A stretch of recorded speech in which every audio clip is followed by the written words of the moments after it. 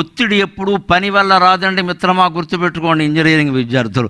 ఒత్తిడి పని వల్ల రాదు, పని గురించిన ఆలోచన వల్ల ఒత్తిడి వస్తుంది. ఆలోచించడం మానేయండి, పని చేయండి.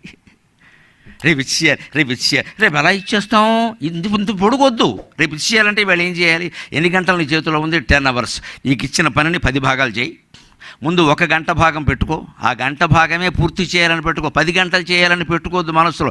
ఈ 1 hour వర్క్ ఏది ఉందో అది చెయ్యాలి, అది చేసి అయిపోయాక 2వ గంట చేయి, అయిపోయాక 3వ గంట చేయి. 4 గంటలు అయ్యాక నీకేమనిపిస్తుంది? సగం అయిపోయింది, ఇంక సగమే.